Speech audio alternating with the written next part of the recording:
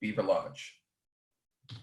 Now, it is my pleasure to introduce our speakers, Director of Legislative Advocacy at OSU, Andrew Foster, owner and president of Eames Consulting, John Eames, OSU students and advocates, Rebecca France, and Quincy Dwayne Johnson. Please welcome Andrew Foster. Good morning, everyone. Thank you, Justin. Thanks to the Alumni Association for giving us this opportunity to talk a little bit about the Beaver Caucus today. Thank you to my fellow panelists, and thank you to all of you for joining. We're very gratified that there are a lot of people who want to find out what they can do to help OSU in the legislature. So as Justin said, my name is Andrew Foster. I am the Director of Legislative Advocacy at the OSU Foundation. I've been working on our Beaver Caucus project since its inception about 5 years ago. I'll turn the clock back a little bit. I'm gonna give us a little bit of an explanation of what the Beaver Caucus is and what we do. And then I'm gonna hand it off to my colleague, John Eames, who's gonna get a little more into the weeds about how advocacy works. But a number of years ago, one thing we started hearing in the legislature a few years ago was that OSU did a very good job of articulating what its legislative requests were. Everyone understood what OSU needed. Everyone understood the need for it and the value of investments we were looking for. But some feedback we got was that we needed more orange in the building. And what I mean by that is a lot of other competing interest groups were doing a good job of turning out volunteers, advocates, people who weren't employees to come in and talk about why their request was important. And we heard that if OSU wanted to remain competitive, we needed to have more visibility in Salem. The term we heard was more orange in the building.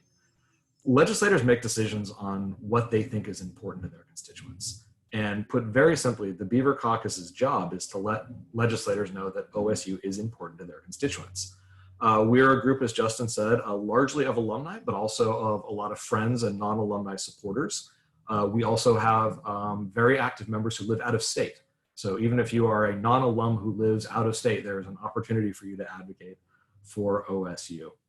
One thing that we have going for us is OSU is Oregon's land-grant university. And what that means is that we are charged by charter with having a presence across the state and being a service provider across the state and delivering the benefits of our research and academic work to Oregonians across the state. Why that's very beneficial for the work we do is it means that Oregon State has a presence in every county in the state. We're doing applied practical work in every county in the state. So in addition to our alumni that have spread out and are doing good work and are doing important things, we are providing services to people who have never attended Oregon State. So that gives us sort of a leg up when we're talking about communicating our statewide impact. So I'll get a little bit into the weeds about how we're set up. The Beaver Caucus is organized and run by the OSU Foundation and the OSU Alumni Association. And what that means is that we are not officially part of the university. I'm not a university employee, I work for the foundation. That being said, we work very closely and collaborate very closely with the university, particularly the Government Relations Office, which is the official legislative, they're the official legislative arm of the university. They're the people who are our official spokespeople. But we work very closely to demonstrate that what's important to Oregon State has a lot of enthusiasm across the state. We work collaboratively with a lot of other groups too. You're going to hear a little later on from some students from a group called the Presidential Student Legislative Advocates, the PSLA, which is a group of student-led advocates. We work closely with OSU's student government and basically just try and play a part in coordinating the broad coalition of people who think OSU is very important. One other distinction I always want to make, that what we do in the Beaver Caucus, it's advocacy and not electioneering. And what that means, it sounds like we're splitting hairs, but it's very important. What we are legally able to do is advocate for OSU's priorities to legislators. We are not allowed to participate in elections. So we don't campaign, we don't endorse candidates. We don't participate in elections. We work with people once they are in office, not when they're seeking office. So I'm going to share my screen real quick, and hopefully I do this correctly.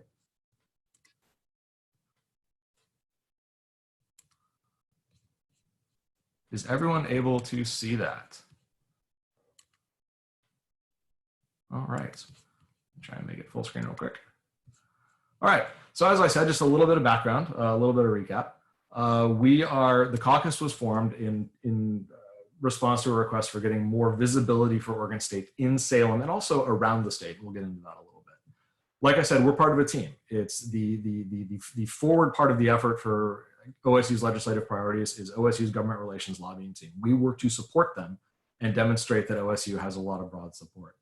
Like I said, we are a platform that allows supporters to amplify their voices so that elected leaders really understand the statewide impact and support of OSU, impact of and support for OSU. And another thing we try to do is keep our members and our supporters really informed about what's going on in Oregon State, the good work we are doing, as well as what some of our legislative requests might be. So what does our work actually look like? What kind of advocacy do we engage in? Again, I can't stress this enough. Everything we do is in support of the university and their priorities. We don't decide what's important to the university. We just try and build more support for what the university has identified as their priorities. One thing we do with our members is we have digital calls to action. You'll be learning more about that at the end of the webinar, and I hope you'll participate. But that's exactly what it sounds like. We ask people to send emails to their legislators and inform them about things that OSU is doing and periodically ask for their support. We do something called Capital Lobby Days. We do several of those a year, and that's where we get a large group of people, several dozen together, and we just schedule a whole day of meetings where we go in small groups and talk to legislators. Part of that is explaining, again, about the impact OSU is having, but we typically have some specific legislative asks we're trying to build support for. And I'll get into a little bit more detail on that in a minute. The other thing we do is a number of our engaged members we discover have existing relationships with state leaders. So, if we discover that someone for whatever reason knows a legislator or knows the governor or knows someone who's part of the legislative staff, we will work to arrange meetings so that those people can articulate and try and build support for OSU's priorities. I want to share some pictures with you. It's whenever we have new people who are doing advocacy for the first time and we say you're going to go meet with legislators, I think that makes people a little bit nervous because I think in their mind, they think it's going to look like a Senate confirmation hearing you see on TV, and you're going to be at a conference table being grilled, and really nothing could be farther from the truth. My colleague John's going to get into this in a lot more detail, but our meetings with legislators are relatively informal. It's a small group of people having a short, brief conversation. Again, as you can see, pretty informally in someone's office. One other just piece of advice I'll throw out there is people often get nervous about going to talk to legislators. Legislators are people who quite literally, to keep their job every 2 years, need to win a popularity contest. So they definitely want you to walk away from these meetings feeling like it was a good experience. So if that puts your mind at ease at all about doing this kind of work, just bear that in mind. Another thing that we like to put people's mind at ease is as you're going to talk to legislators about things that are important to OSU, you will very likely get questions that you don't know the answer to. And that's actually good, because what that allows us to do is if you report that back to us, we can research the answer and go and deliver an answer to that legislator. And it shows that we are being responsive to their requests and concerns. So don't feel like you need to be an absolute expert about everything OSU. You just need to be enthusiastic, and that's your enthusiasm is what we're after. So that all being said, I will pause. That was a lot of information. Does anyone have any questions, Justin, at this point? No questions yet. All right. Well, I will kick it over to John, who will give us a little bit of information about how lobbying and advocacy actually works.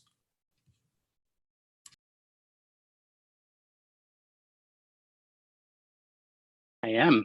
Good morning, everybody. Thanks, Andy. I appreciate it. You all can hear me now? Good? All right. First of all, this is a crazy time, and advocacy or lobbying, or however you want to describe it or call it, it's going to be different. It's going to be different than what we've seen in the past, at least definitely in the short term. And then over the long term, we'll see. But there are still the basics and fundamentals of advocacy and lobbying that don't change. And those are the things that we want to focus on when we're talking with legislators, whether that be in an email, a phone call, or an in-person meeting. In-person meetings are probably not going to happen for a little bit. They're probably going to start again in next year, but of course, no one can predict the future, so we'll see. But here's a couple of things to keep in mind. First of all, it's great that you're participating on this webinar, because you're interested, but also we can't emphasize the importance of your voice as opposed to my voice. I get paid and I am down at the legislature all the time in the Capitol. So legislators see me and they hear from me a lot. But what they don't get is that real world experience. I can talk all I can about the college experience and what a new building would mean on a campus. But if they hear it from the student who's actually going to receive the services or going to be impacted, it's so much more powerful. We use this term, which is kind of funny. We call you the real people because you have the real stories, the real experience. To build on Andy's point a little bit about the nervous factor, because it can be a little nerve-wracking. I always like to say, you're the expert going into that office with the legislator. They don't know what the experience is. They don't know what your experience is. And they also don't know truly what the impact is going to be to a student going to OSU at one of the various places they go to OSU or access OSU. So you actually are the expert in that room. And a lot of people think, oh, the legislators, they know a little bit about a lot of things. Maybe they know one subject really well, and that's what prompted them to go to the legislature, but they're very broad and very thin. So we have to provide that depth, and that's where a student can come in and take 15 minutes, and that's normally what it takes in a meeting. But we'll get to the in-person meetings in a second. Let's first start with what we're going to do in the short term. If we need advocacy from a variety of different levels at OSU, which we very well might, there's a couple things that are happening in the very near future. There's emergency board in 3 hours, which is a committee that is going to be distributing a lot of the federal funds that are coming down from the federal government. There's larger committees that are going to be meeting next week and the week after that, which are a broader array of committees across the legislature. And then at some point, likely there will be what we're calling a special legislative session. This is not your normal legislative session, which happens in every year at the beginning of the year. This would be a special one due to the crisis. So how would we advocate in that? I'm stuck at home, just like everybody else is stuck at home. So we're not going to go out and meet with these folks. So we have to use our electronic means or a telephonic means or video like this to be able to connect with legislators. And you have every opportunity to do that just as much as I do. There's nothing special about my phone or my email that is any different than any of yours. So when a call comes out from OSU or from the Beaver Caucus and you want to participate, you really want to make sure that those emails and those letters and the communications are personal. They have an impact and not like a form letter. That's going to make a difference. You know, legislators and their staff right now are trying desperately to help their constituents, and it's hard because there's not a lot of things they can do. But if we continue to remind them the importance of what we're doing at the university and why it's critical that, you know, support happens and the legislature continues to support higher ed. We have an example from 2008 when they didn't do that, and we really were put backwards because of that. We have another opportunity here to make sure that we don't decimate the university system. So that's where your advocacy is going to be really important. So letters, phone calls. If it gets to that point where we feel like phone calls going into legislators is important, you're likely going to be talking to staff, not directly the legislator, but you might get the opportunity to talk to the legislator. You want to keep it brief. You want to make sure that it's focused on what you're talking about, which is, you know, have your talking points and be prepared to talk. What I've noticed, and I don't know if you guys have noticed this over the last few months, but you really do have to prepare yourself for these meetings because you'll just talk on endlessly. You have to have notes, you have to have talking points, and then that respects the legislators' times and it also respects your time. Most legislators, even if it is a phone call or a meeting, they're looking at around 15 minutes. So now they could ask for more and maybe they'll have more time.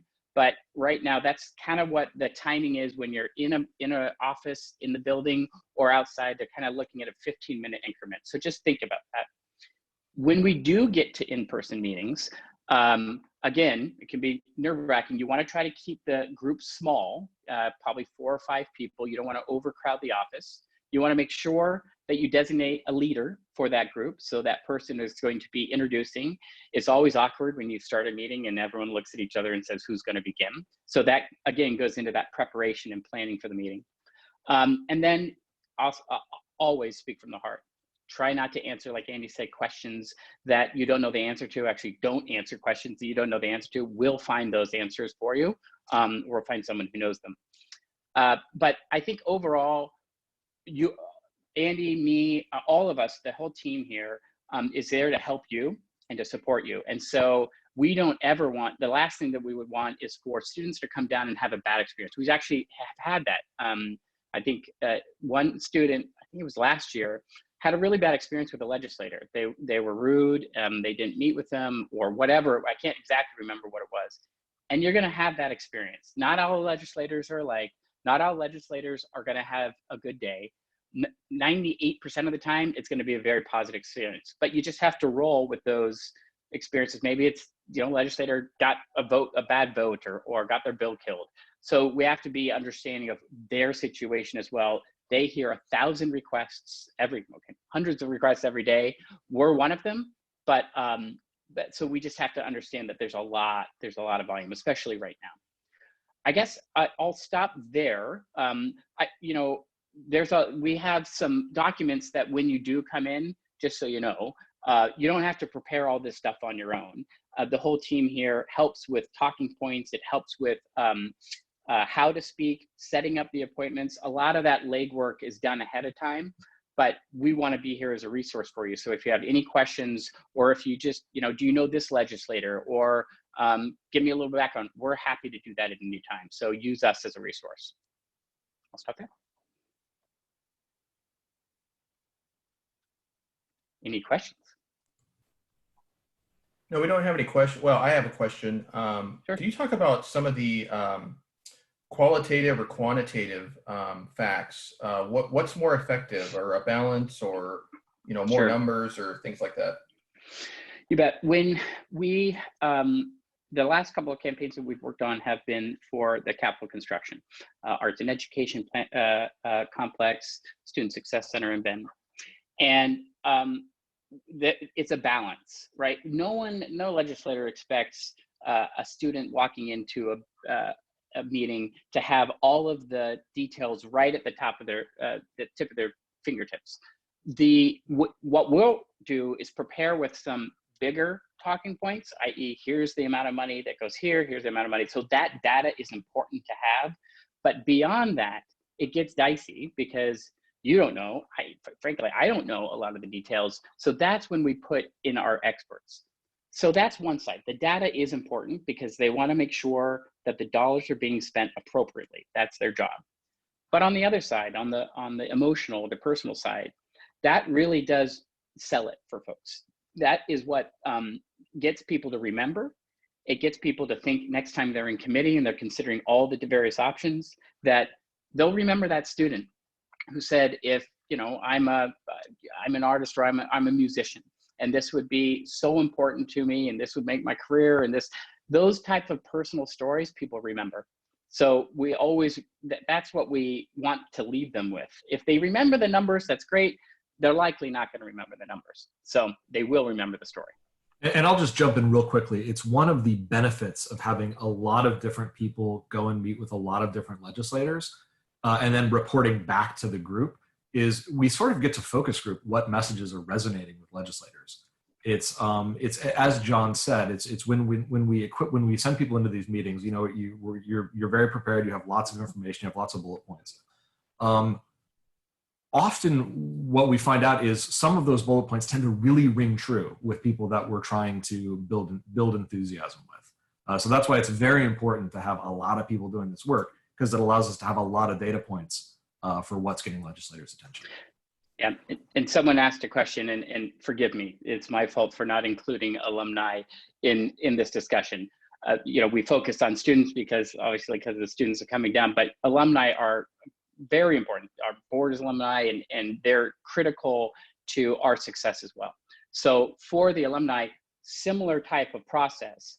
The thing that we do like to try to do, and actually those stories, personal stories for alumni, are important because someone can say, yeah, this art and education complex is going to be important, but that alumni who experienced the campus and either didn't have it or had something that made their career in the future, that's a really powerful story as well. It's like, because of this, I am who I am. That's really important, and we'll prepare you in the same way. What is also good for us, and this will help us in our job, is if there is a connection that you have with a legislator, that would be extremely important to know, because we'll make sure we'll connect you up.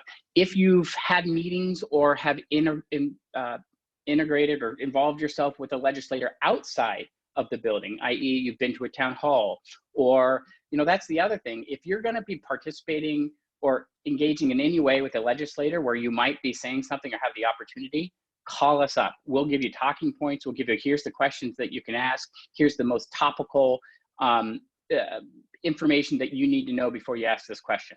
So that's another thing. So alumni are just as important. I don't want to leave them off. And at the exciting conclusion of this broadcast, we're going to have some very specific instructions on how you can do exactly the kind of stuff John's talking about, reach out to folks and communicate back to us. So let's see, there may be another question here. Oh yeah, someone said, mention the new arts facility. What I'll have to say, I mean, it's not all positive and rosy. It's pretty bad. And bonding, so the bonding is what funds the Arts and Education Complex and potentially the Student Success Center. The challenge with that, obviously, is they don't know necessarily what they're going to do with bonding dollars. They were worried back in February when we were in session, is that we were going to hit a decline before the COVID hit, and they would use those dollars to be able to kind of prop up the economy. Still might do that, but obligating yourself to additional debt as a state when things are as dire as they are, it's just unclear how they're going to move forward with that right now. So I think the goal for OSU, obviously, over the next few months is to take the lead, obviously, from government affairs, from OSU, and to focus on what points they need. If it's just federal funds and dollars coming down and we need to distribute those in a certain way, great, we'll work on that. But we just don't know, and I don't think legislators know exactly what they're going to do for the future. All right, thanks, John, very much. As I said, it's one of the groups that we have been very privileged to work with is a group called the Presidential Student Legislative Advocates, and it's a group of students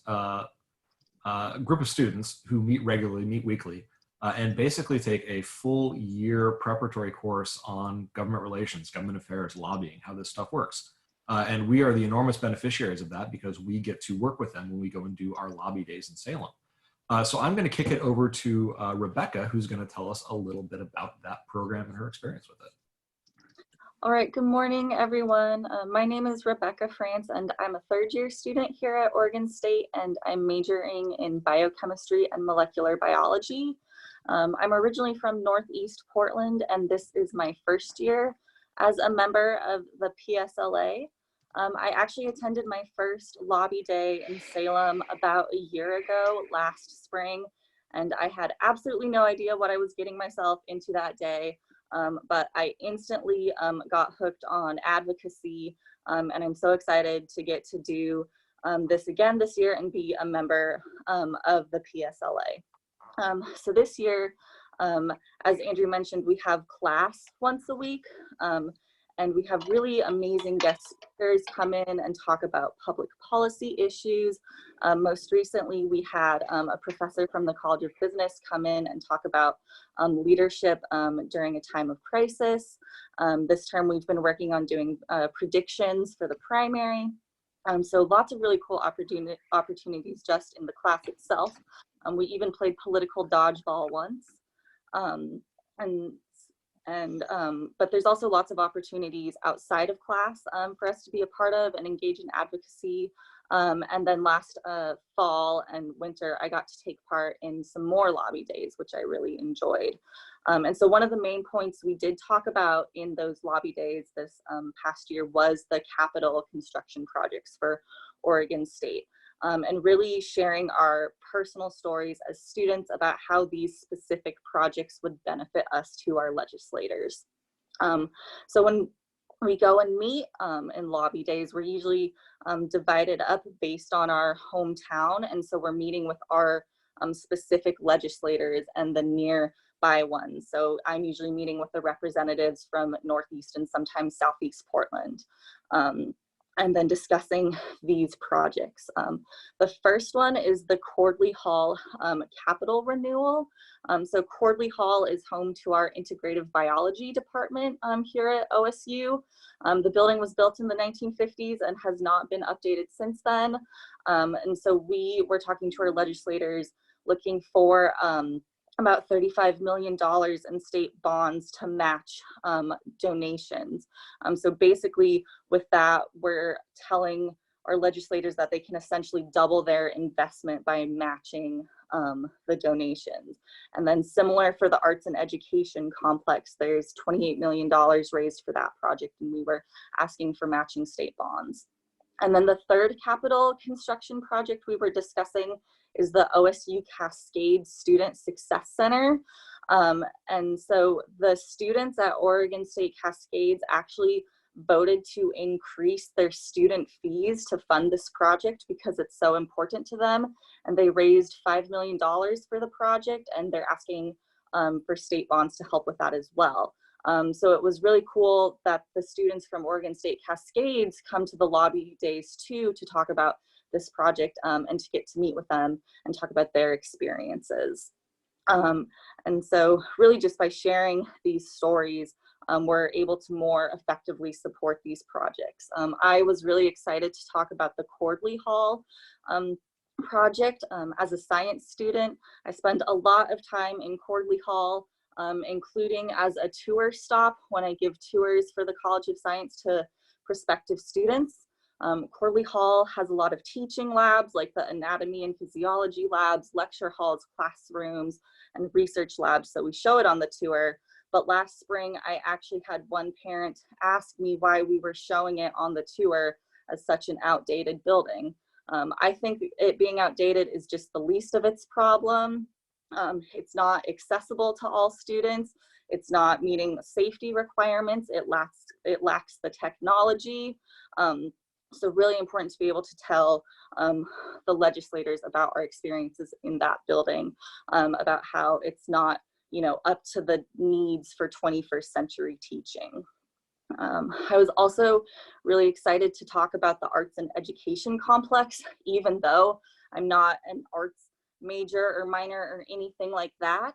I was able to perform a duet with OSU Guitars Ensemble last winter term, even though I'm not a part of the class, and spent many hours in not so soundproof practice rooms in community hall. I really appreciate that you don't have to be a major or an arts major to get involved with the arts at OSU, which is not the case for a lot of other schools.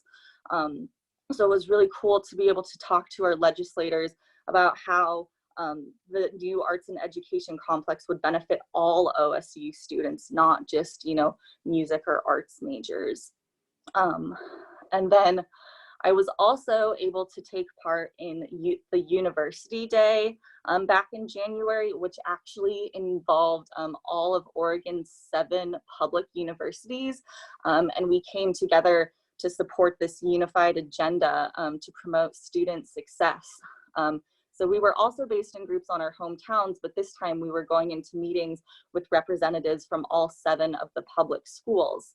And we were talking about issues like addressing the basic needs for students like food and housing insecurity, creating a better outcome for a new generation of Oregon college students, as well as maximizing the impact of transfer credits in between Oregon colleges.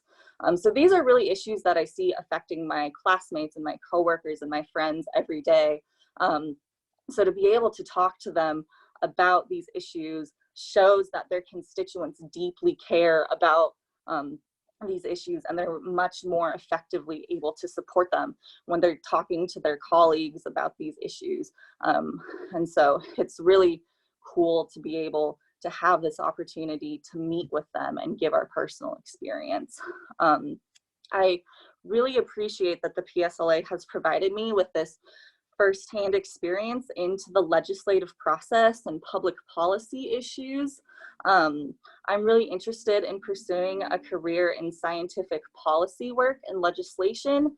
I would really like to be able to incorporate what I have learned as a biochemistry student, but then also what I have learned about advocacy through the PSLA. I would really like to be able to advocate for the importance of proper guidelines and funding for scientific research in my career. So getting this firsthand exposure to the process and advocacy has really been invaluable. And what is the PSLA? So the PSLA stands for the Presidential Student Legislative Advocates. So it's a group of OSU students across all different majors and colleges. And then we attend class once a week together. And then we're also through the class learning about getting involved in OSU's advocacy efforts. So it's kind of somewhere between a class and a club, but much more than that. And then something that we're involved in all year. And then lobby days are just one part of what we do as members of the PSLA. But then we're really able to follow specific issues that matter to us and learn about them and see what, you know, the legislative process is really like through our own experiences, and not just, you know, learning about it in a classroom, but actually getting to go to the Capitol, talk to them ourselves. And I've really enjoyed having that opportunity to learn about what exactly we can accomplish through advocacy efforts like those through Lobby Day. Stuff that's not only going to help me through the rest of my undergraduate, but stuff that I'll really be able to use in my future career. Are there any questions?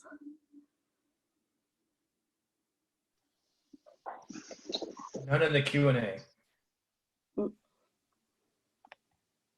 All right, Rebecca, thank you very much. Quincy, why don't you share with us about your experience with the program? So my experience in the, well, my name is Quincy, by the way, I'm sorry, and I'm a fourth year student at Oregon State. I'm majoring in history and education. I was in the PSLA in the original group that it was established, and then I was also in it this previous year as well. So I've been in it for 2 years.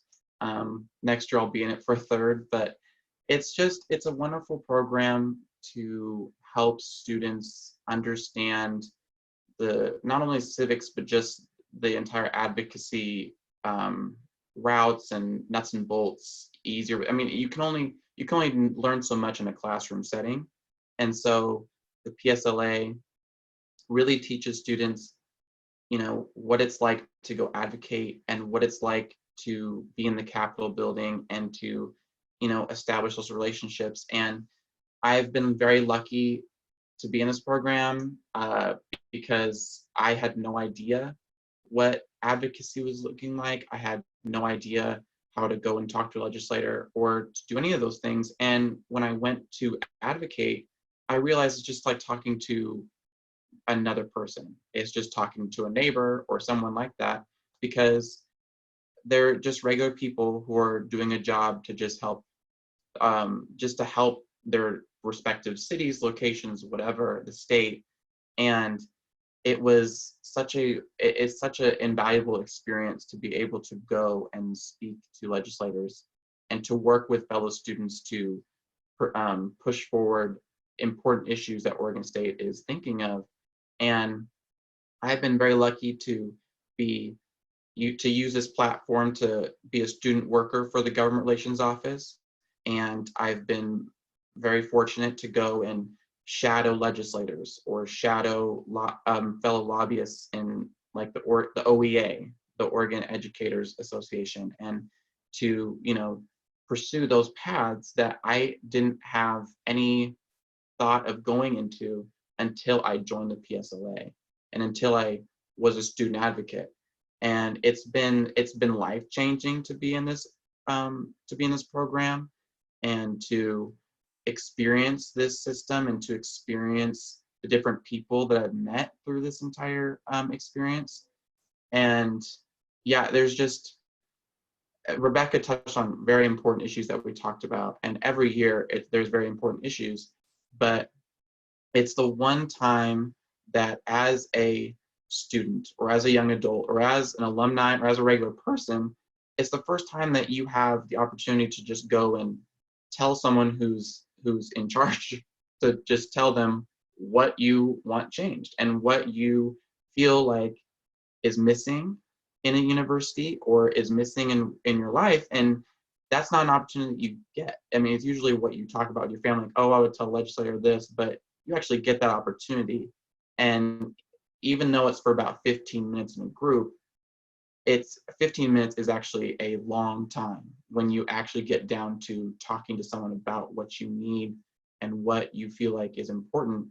And I feel like those conversations I've had with legislators, say a legislator didn't agree with what I was saying, I was always heard and I was always respected. And I was always, my story that I gave to legislators was, it made a difference. It was, every single student comes from it in a certain way, and they do it their own way, but legislators love that, and they love how students and alumni and just people come and tell them stories, because that's what they want to hear.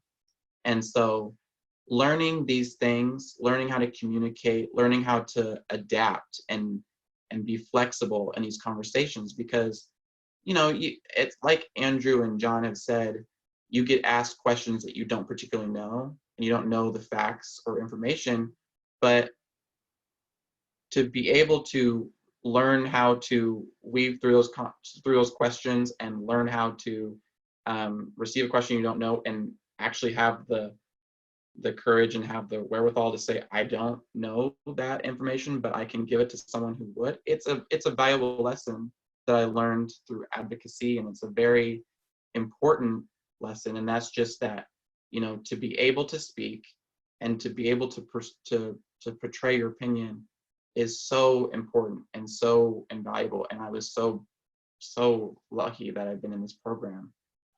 It's done so much for me. Like I said, I've been on the floor. I got to sit with Senator Gelser during an introduction of a bill, and it was interesting to see the passion between all the legislators about that certain bill, and to see how the government actually works in the Capitol and how the legislative system works. I mean, we hear about, oh, this bill was passed, but to see this actual system, the actual way that it worked, it was invaluable.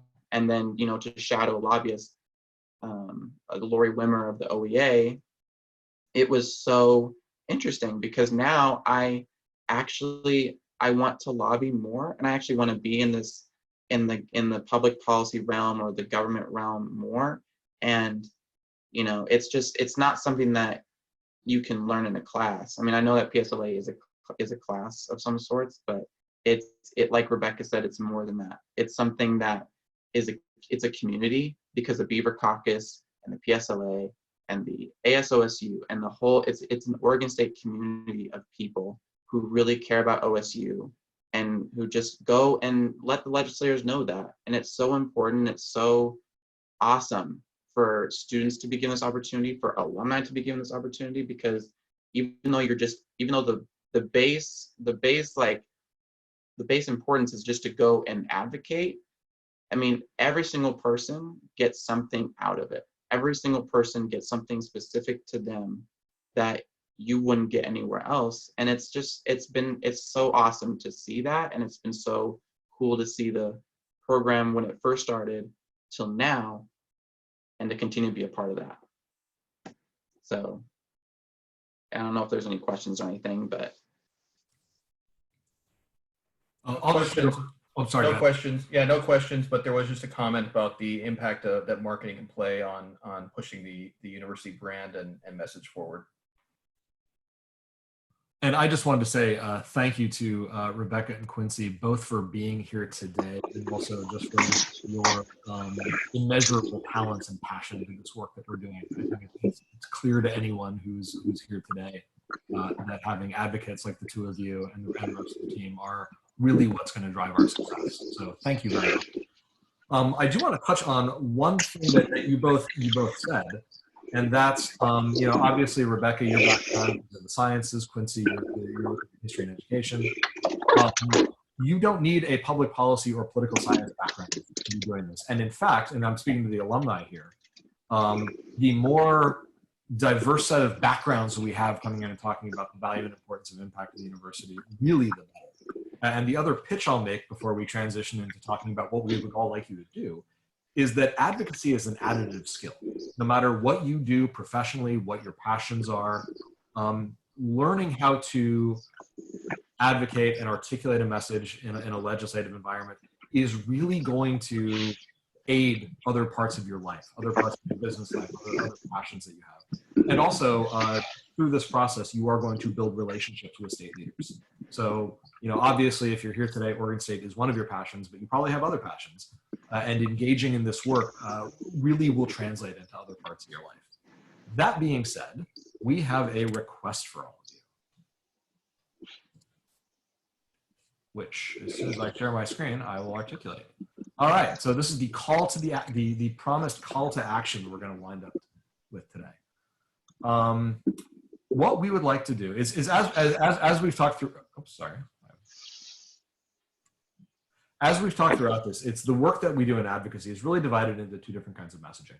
One is specific asks for legislators. Those are relatively infrequent, and they are part of a structured campaign where we'll bring you in for a lobby day. We'll ask you to send a message, and we'll be very clear about what we would like you to say.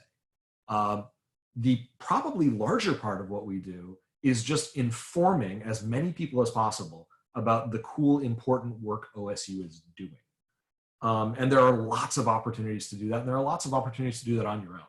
So we've got a couple of resources. What we would like you to do, if you are so inclined, is on our website, thebeavercaucus.org, we have something called the Action Center. And that's the link that you're seeing right here. And that will allow you to send a message to your legislator. We'll go ahead and follow the link real quick. So how this tool works is you put in your address, and I think this knows that it's me, so it's going to come up with my information. But you put in your address, and this tool will tell you who your legislators are. And if you are out of state, it will still send this message to the governor, and we will also have a record of it, and we can use your message in our communications with other legislators. But this is an opportunity to put in your information. It'll tell you who your legislator is, and then you can send them a message. We have sort of just a boilerplate piece of language that's just talking about in sort of broad terms about the importance of the university.